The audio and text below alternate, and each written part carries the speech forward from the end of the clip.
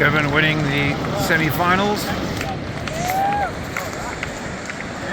At the moment, yeah, something for the camera. Tell me about your heat. How do you feel? It's tricky. I feel good.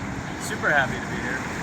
You're in the finals. In the finals. You're the man to beat. You're showing off. Oh, trying to. I don't know. Just trying to get a couple waves to be able to make it. Yeah, I don't know.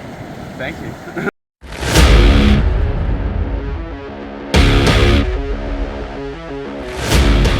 I think Kevin Skvarna is definitely one of the more exciting and something that the sport needs kind of individual that's merged to the top of the sport really, really quickly. Think about his performances in Portugal in 2022. Think about his US title win pretty much this time last year. Kevin Skvarna is definitely the real deal.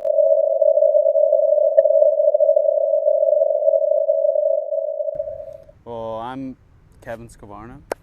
I'm 24 years old from San Juan Capistrano, California.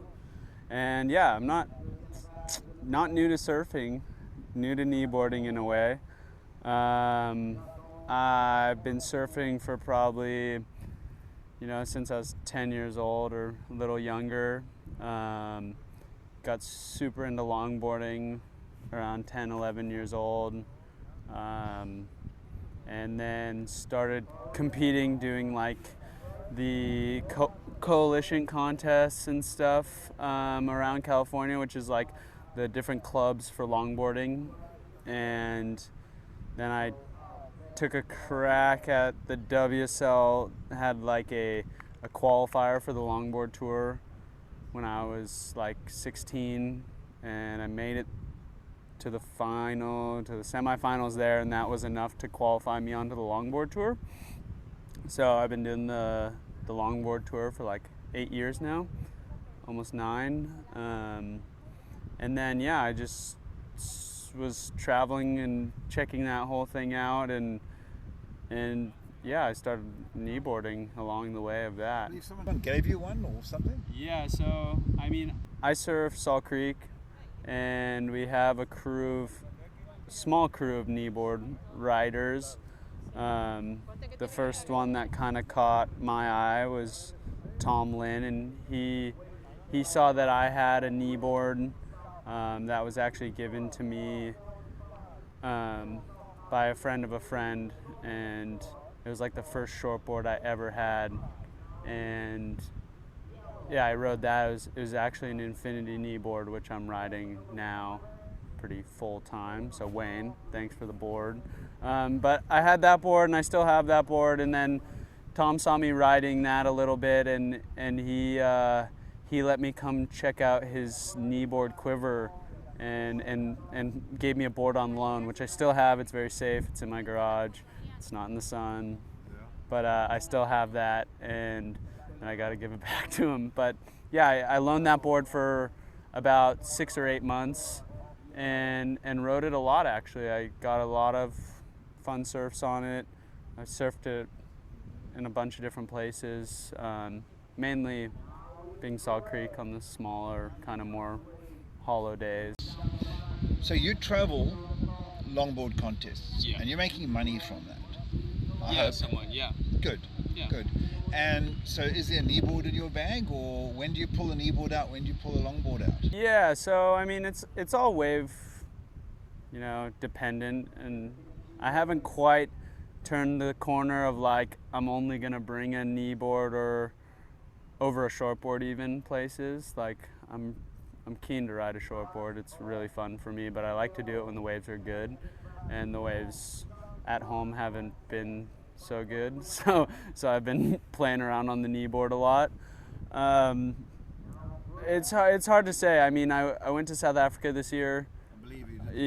Yeah, I went and did the duct. Yeah, went and did the duct tape. Won the duct tape, and my bag was one longboard, a 6'2", pretty standard shortboard, a 6'10", more full egg, and a kneeboard, and like that's kind of what I ride. What did you ride in Cape Town? Waves? Or what did you get out to? Did you get out to any waves? Yeah, I surfed a couple different waves. Actually, felt like I surfed a good variety of waves there, and I rode everything that I brought, really. Any waves spots that were memorable for you? Yeah, I mean, I don't know if I want to say them. I'm not going to say them. Just because I want to go back there and have fun. Yeah, we surfed this sand bottom barrel that was really fun outside of Cape Town. That was really cool. And then we went and looked at a couple of the kneeboard waves I would consider there, like a little slab. It was never really good, but I wanted to give Everyone that. knows Cork Bay. Yeah, I know. No, that wasn't the one I was hiding. That wasn't the one I was hiding. But I would have called it Cork Bay, I don't know. But that wave looked fun, but it wasn't happening. It wasn't happening when I was there. And then I surfed Musenberg a lot. And then, It's a bit sad that. yeah. But it's fun for the longboard, and I have just as much fun, really. I mean, it doesn't really matter to me. Like, I'm pretty happy just to be in the water and surfing. And then I did a road trip down to Betty's Bay side and checked that whole kind of area out, and then went the other way and went to J Bay. Did you get J Bay working? Yeah, kinda. It wasn't, I don't think it was as good as it gets, and it was crowded because the contest was there. But What yeah, size? 4 to 6 feet. Yeah, it was pretty good. Best setup I've seen for a wave, like just sitting at the bottom by the point and going, like, watching a wave just break for 2 minutes or something. That was pretty special. I was really happy there and really enjoyed checking that whole zone out. You can imagine when it gets a bit pushy, when it starts getting 8 foot plus, how that lines up. Yeah, I could imagine. I can only imagine, but I think I'm gonna have to go back and check that out again. So you've got a kneeboard, you're riding some kneeboard, you're riding longboard, you're riding shortboard. Have you surfed a kneeboard contest before? I did one. I did the KSUSA, their qualifier in Huntington.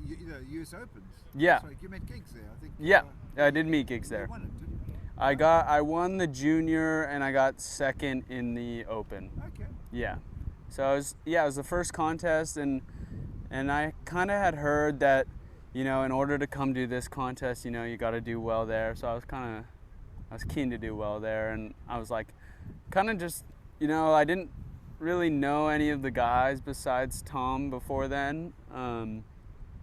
So I just wanted to meet people, and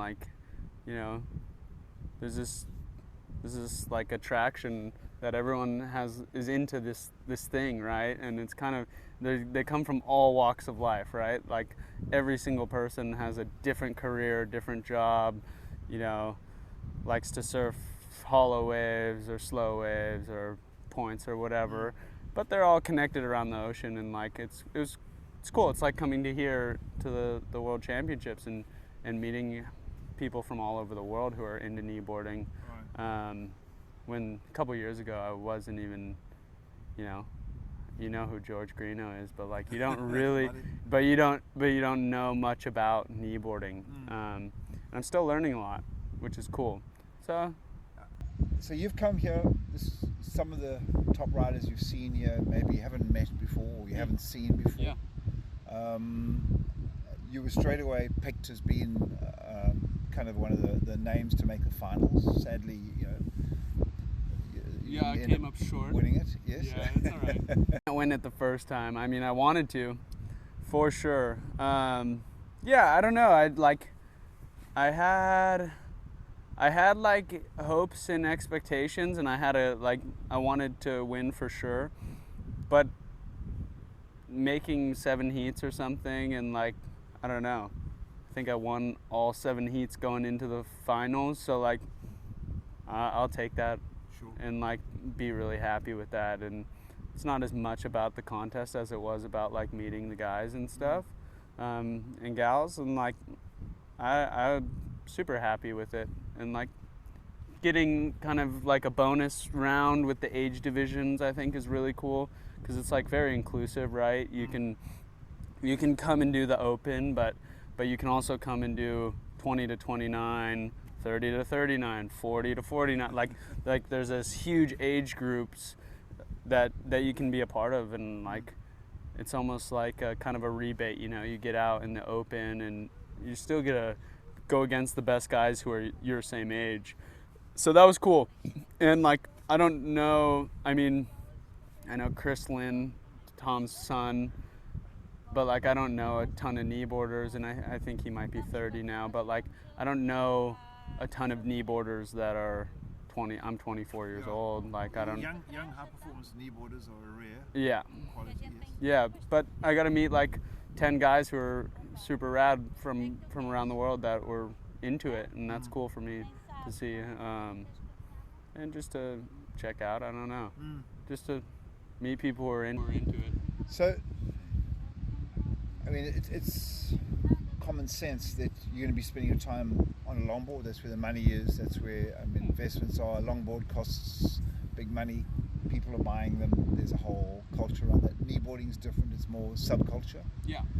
And so I don't think you owe kneeboarding anything. But we're hoping to see you at events again. Yeah, I mean, I mean, it kind of. I think I'm gonna continue trying to do it. For me, it was very fun. If I can continue and get support from the people who support me to, like, you know, I tell them I want to go and chase a kneeboard world title, and if they support that, like, how can I not go? So I mean, I don't know. I agree.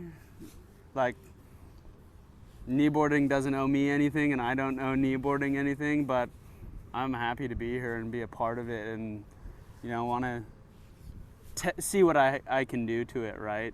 I mean, there's a pretty big age gap in between some of the top guys and myself, so I'd like to see where that goes, because I think. Yeah, I think you realise that the Lesters and the Toms, the two South Africans that are younger, they've got a decade or so in them, and so they'll be fighting you for some time if you want to go that journey. Yeah. I'm hoping when I see the youngsters here, the guy who won the juniors here, he seems to have the nuts and bolts of kneeboarding wired. Yeah, he's only 16. Yeah, I mean, he got a 9 in his final. It's pretty impressive. He was doing all the things right. Yeah. I still want to see where he's in 5-10 years time to see if he's going to become a future name. But yourself, so you say you're 20. You said you're 20. 24. 24. Yeah. And so you've been competing on the longboard circuit, you say, for about 8 years? Yeah, I mean, 8 years, I guess now. And so, explain to me your average month or year. I mean, your work is traveling longboard contests. Yeah, I do other things too.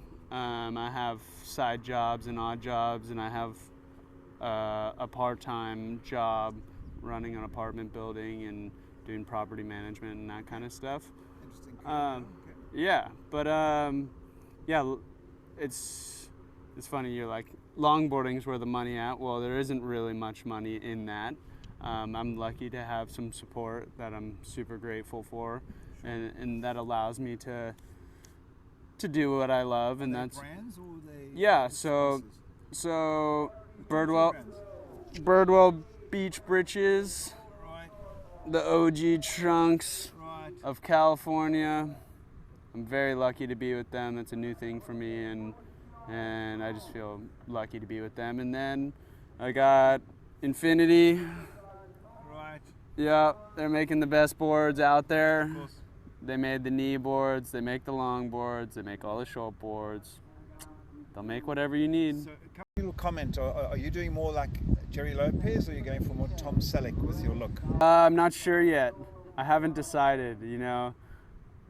I don't know who I'm going for. There's like I used to have like this really long mullet for a while, and I did it like right before a big contest for me in Australia, and I got like second against Joel Tudor, and then COVID happened, and So I rode out a second place on the longboard tour for like a year or something, and I had this mullet, and I was like, fuck, should I keep the mullet? Like, and I kept it for a long time, and then finally I like got some sense and cut my hair, and then I was coming to this thing, and I was like, fuck, what am I gonna do?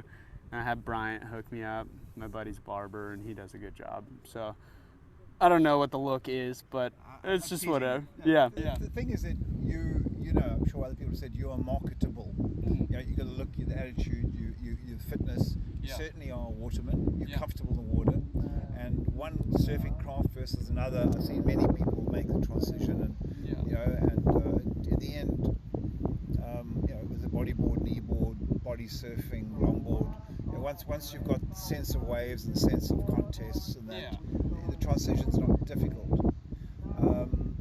And so shortboards, are they just? I mean, you just take them out condition dependent, you say? Yeah, pretty much. I mean, like, it's been a while since I hit the grind with the buddies, you know, like, who are on them every single day, no matter the condition. Like, they're hitting it hard like that, and that's cool for me, and I get to watch that.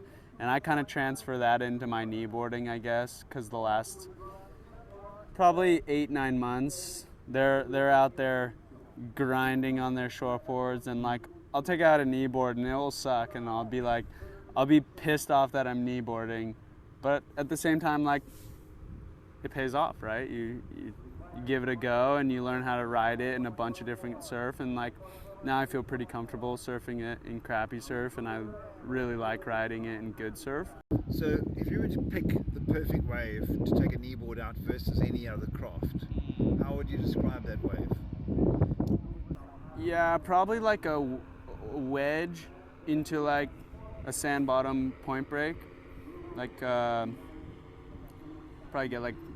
try to get like a 25-second barrel on a, you know, like you find a sand, like a, maybe not like a Namibia, because I don't want to be like, yeah, that would be so fun, because I don't know how that would go. I don't think many people call it fun. Yeah. Yeah, I mean, you come out of one of those and it's fun, good fun. But yeah, like a probably sand bottom point break. I don't know. I mean, the best feeling on a kneeboard is getting super barreled, right? It's the best feeling in surfing, kind of. And then longboarding, you can hang 10 for a long time, and that feels really good too. Have you been tubed on a longboard? Because that must be something. Yeah, it's not like getting tubed on a small board. It doesn't. Yeah, you're just like, it just doesn't feel as right. Where it's just like kind of difficult and doesn't feel as good. You're always kind of like like holding on, you know, gripping with your feet. Where like a shortboard or a kneeboard, you're kind of like, oh yeah, I'm gonna make this, or like I'm gonna try to make this. Longboard, you're kind of just like hopefully I make it. On a kneeboard, it's been so small, and you can almost, there's no board, it's just you and the tube, you know. And now with the modern shortboard and where shortboard surfing's going, they can also, you've got absolute control of your pace, control of your positioning in the tube. Well, I've heard that. Have you heard that debate on like whether pig dogging is just like kneeboarding or is it surfing, right? Like these guys are pretty low. Yes, they're almost on one leg, one knee. I don't know. I can't do that, so I don't, like I can do that, but like not like they do it. So I don't know if I can comment on it. But it is interesting. Like, yeah, it's a debate whether you can slow down, speed up. I think some people just like debates. Yeah, I think so. I do, for sure. Yeah. So any other sort of last sort of things you want to say? I don't know. Yeah, I mean, thank you to everyone, I guess, who put on the Kneeboard World Championship 2022. I'm lucky to be here. KSUSA, the Kneeboard Team USA, thank you for being very accepting of me and letting me come along and hang out. And I think, I don't know, there's maybe some new excitement in kneeboarding that might come about. There's a lot of really cool older guys, and I think there's opportunity for some younger guys to come in and do well if they wanted to, right? Like if you're a water person and you find that it's good for you to, you know, get little barrels or do turns on a kneeboard, or I don't know, you find that fun or exciting or looks cool, or you think George Greeno's bitching, like, you know, I don't know, there could be a new thing in kneeboarding, I don't know. I think there's a social and competitive resurgence. Whether that manifests itself and ripples across to a growth in the sport, I reserve my judgment on that. I think there's a resurgence in interest and competitiveness and organisation. I mean, this is a top-notch contest, right? Like the facility that they've put up here is world-class, and it'd be world-class compared to a longboard event around the world. I mean, like the infrastructure that they've put here on the beach to house us is world-class. Like, I think everyone who's put this on should be really, really proud of themselves for doing that. And you know, it's like it seems, talking to people, that this is kind of a new level in which that the Kneeboard Tour might be operating on, or maybe not tour, but a Kneeboard World Tour event is operating on, and it looks to be exciting, and I'm excited to see where they go next. You have any insight on where they're going? Of course I do. So do you. I think I know. Well, we'll find out this evening, maybe. Yeah, we'll find out this evening. Process of elimination, it's obvious this year's winner is a guy that, hey man, we're really happy to have Kevin join our community. Thank God.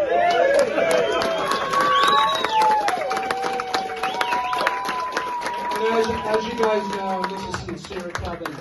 This guy's a true waterman. We all know what of his talents are on the longboard, but he's taken that same approach to the kneeboard. And Kevin Skvarna here at the 2024 USA Kneeboard Championships in Huntington Beach.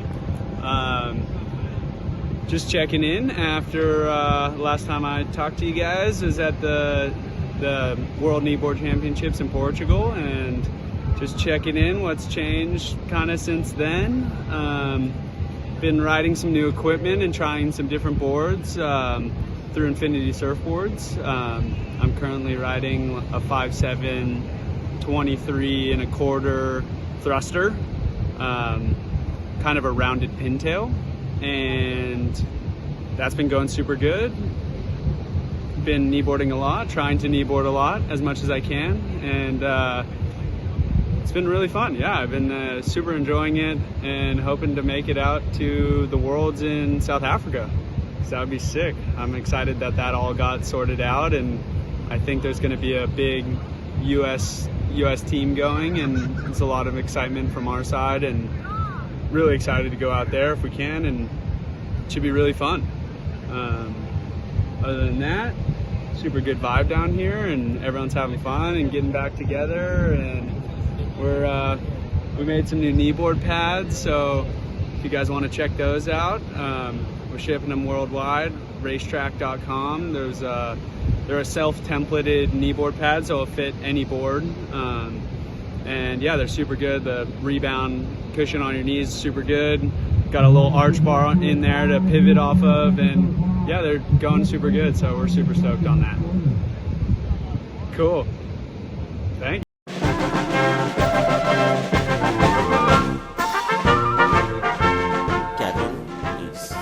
He's a new guy from.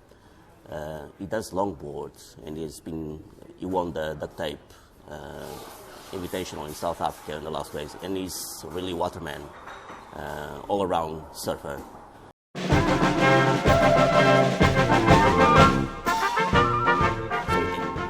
he gets lots of waves in 20 minutes.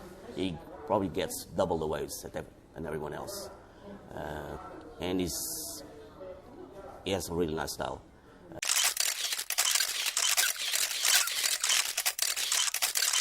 Being able to double duty between the World Longboard Tour and perhaps one day a World Kneeboard title, surely that is the kind of stuff that we want to showcase as a sport. His surfing is sound, it's fundamental. He's one of the more powerful Americans as well. So to me, his surfing fundamentally has all the right elements.